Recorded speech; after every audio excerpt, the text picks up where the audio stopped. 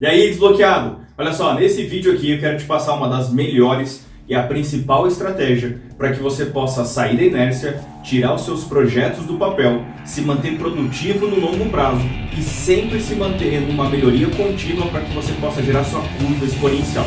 Vamos ver como é que isso funciona?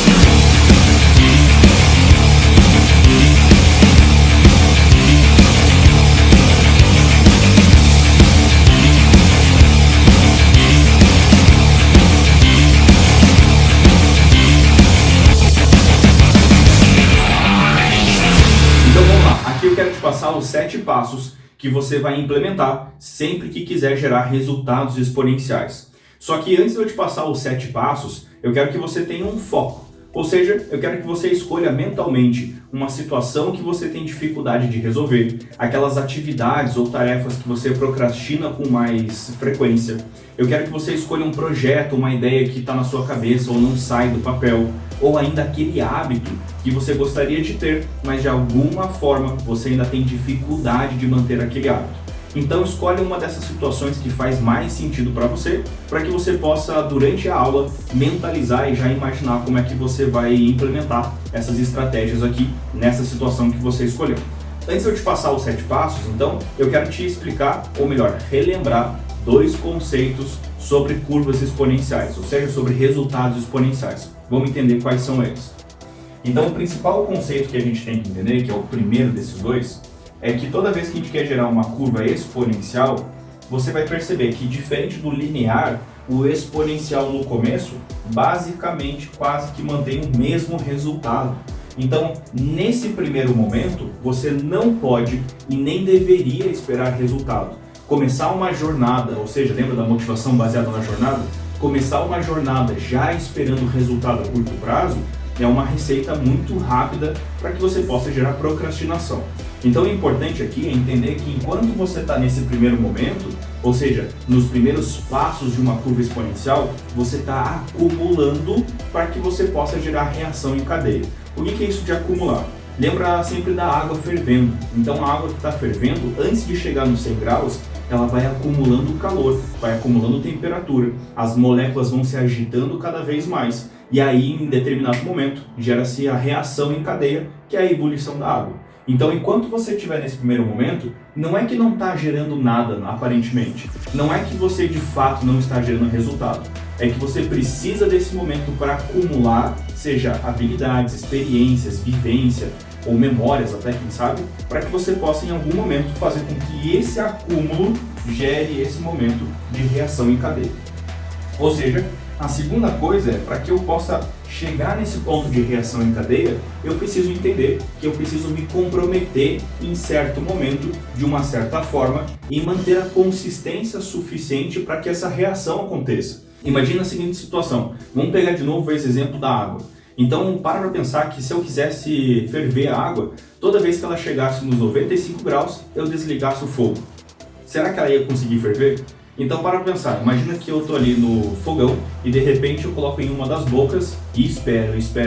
Chegando ali nos 95 graus, eu falo assim, bom, isso aqui deve estar estragado, esse fogo aqui deve estar fraco. Eu desligo, aí coloco em outro lugar e eu ligo de novo.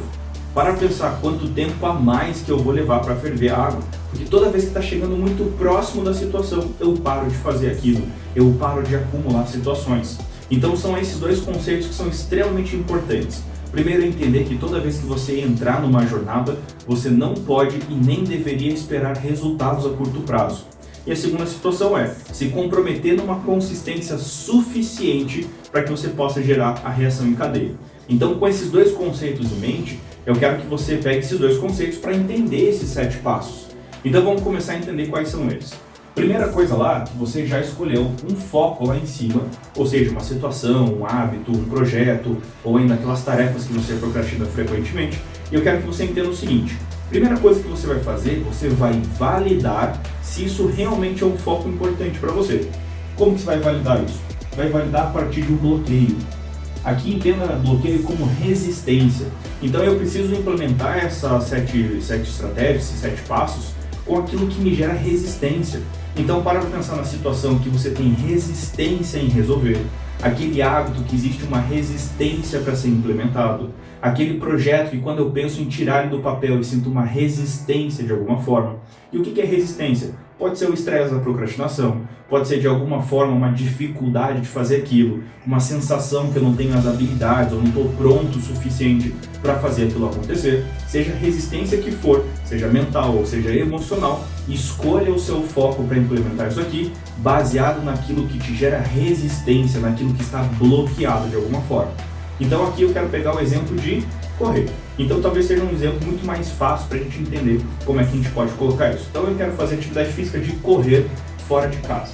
Só que toda vez que eu vou fazer isso, eu já quero começar nos 5 km.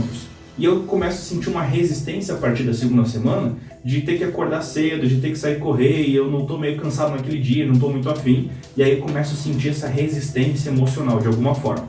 Qual que é o próximo passo então? Identifica aquilo que existe um bloqueio, aquilo que existe uma resistência e você vai mentalizar qual é o ideal. Ok? Eu tenho uma certa resistência para sair correr todo dia de manhã e idealmente eu gostaria de correr todos os dias 5 km. Então aqui eu vou mentalizar o meu ideal. Ótimo. Uma vez que você mentalizou o ideal, agora você vai pensar em reduzir a complexidade, a energia utilizada nessa tarefa o mínimo possível, o mínimo suficiente que eu já não sinta mais essa resistência, que eu já perceba que o bloqueio não está mais lá. Então o que eu vou fazer? Não vou mais correr agora todo dia 5 km, eu vou correr todo dia agora 500 metros. Mas Wagner, 500 metros não vai te emagrecer, não vai te tornar um atleta. Lembra do conceito? No primeiro momento eu não posso esperar resultado daquelas ações. Quando a gente vai implementar um novo hábito, a gente não pode já esperar o resultado daquele hábito. Eu vou para a academia para emagrecer. Lembra que a gente já falou sobre isso, que isso é motivação baseada em metas. Então aqui a gente vai estar focado na jornada. Então nesse sentido, qual que é a ideia? É que primeiro, antes de instalar um hábito, antes de ter o resultado, primeiro eu preciso instalar o hábito. Então primeiro eu preciso me acostumar a acordar todo dia de manhã e sair para correr, independente da quantidade de quilômetros. Aqui eu vou fazer o mínimo, vou fazer a versão reduzida disso, porque o meu maior foco nesse momento é implementar esse hábito, conquistar uma certa habilidade, me acostumar com uma certa situação antes daquilo começar a gerar resultado. Então aqui eu sinto que eu tenho uma resistência, um bloqueio em manter a minha corrida de 5 km todos os dias, sendo que eu vim talvez de uma situação sedentária, e aí quando eu pensei, não, agora eu vou começar a correr, eu vou começar a correr todos os dias 5 km. Sinto uma resistência, penso qual é o ideal. Bom, o ideal que eu gostaria é de correr todo dia 5 km, e logo depois eu vou pensar qual que é o mínimo possível que eu consigo sustentar. Uma dica muito importante aqui, pensa em reduzir para o seu pior dia. O que é pior dia? Pensa na versão daquele hábito, na versão daquela tarefa que você pode fazer mesmo nos seus piores dias. Porque isso é um defeito que o nosso cérebro tem, às vezes, de pensar em hábitos, e a gente pensa como se todos os dias fossem iguais, e pensa como se a gente sempre pudesse dar conta daquilo. Agora imagina num dia que você dormiu pouco, num dia que você está estressado, num dia que você não está feliz.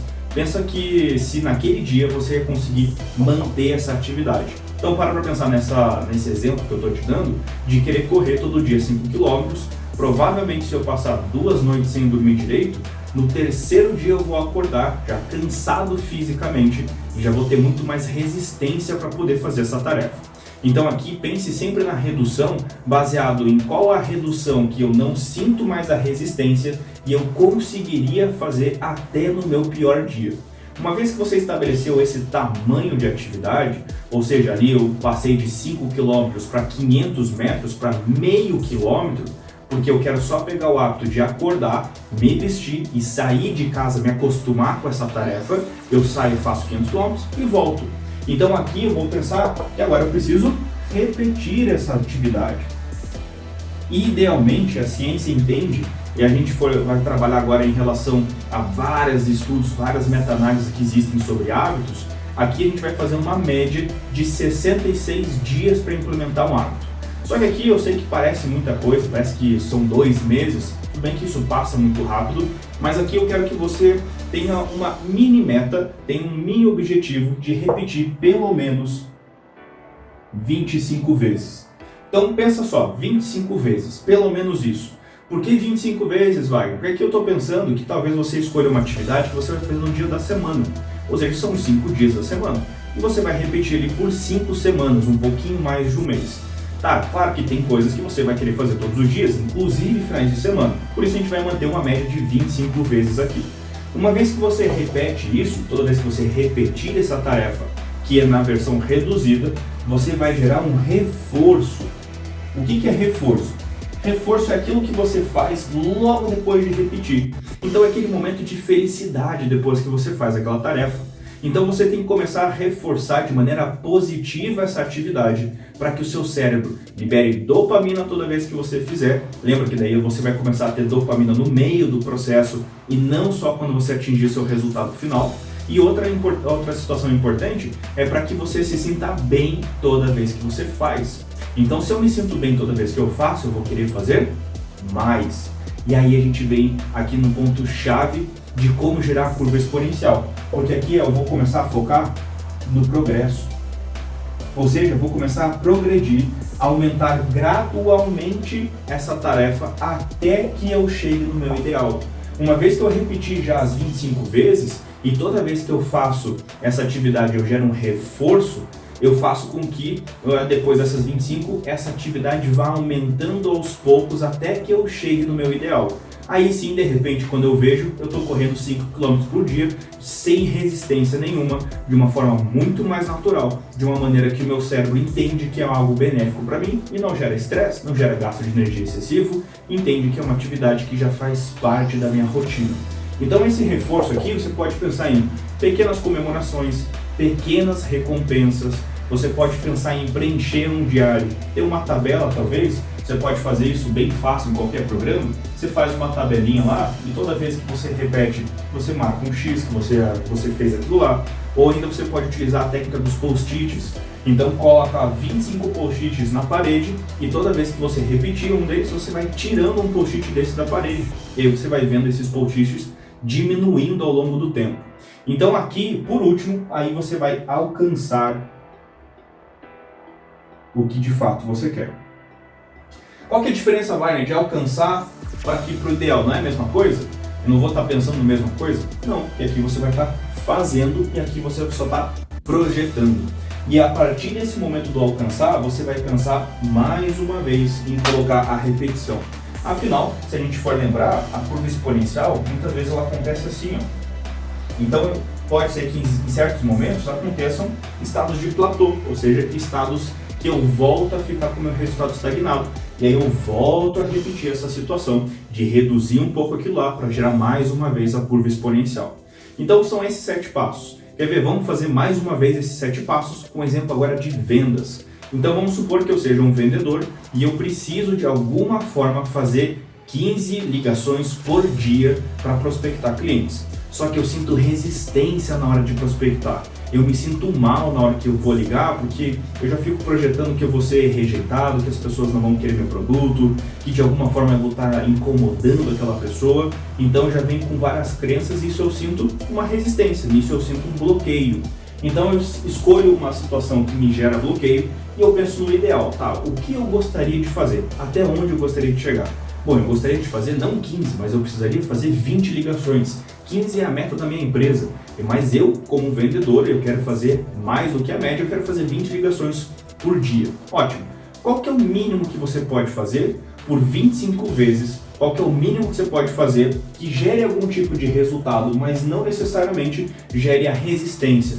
Ah, Wagner, eu consigo fazer 3 vezes. Então vamos supor que eu escolha fazer 3 ligações por dia e não mais 15, não mais 20. Aqui eu vou fazer 3 por dia. E eu vou repetir isso por 25 dias, ou 25 vezes. Então toda vez que eu faço, eu marco numa tabela, eu comemoro, eu mando uma mensagem para alguém, eu escrevo num diário, tiro um post-it de um lugar. Então eu faço de alguma forma um reforço toda vez que eu repetir isso. Lembra uma coisa importante aqui. Não determine necessariamente a quantidade como a repetição. O que é isso? Eu preciso fazer 3 vezes para contabilizar uma vez. Então eu faço 3 ligações. Quando eu fizer as 3 ligações, eu fiz uma repetição. Quando eu faço esse reforço, depois que eu repetir essas 25 vezes, eu vou progredindo de forma exponencial. Então, numa semana eu vou subir para 4, na outra semana eu subo para 6, na outra semana eu já subo para 8, na outra eu já subo para 12, e aí eu vou chegando no meu mais próximo, chegando no meu ideal, para que eu possa, de fato, alcançar o ideal que eu quero alcançar. Fez sentido isso para você? Então te vejo na próxima aula e bora no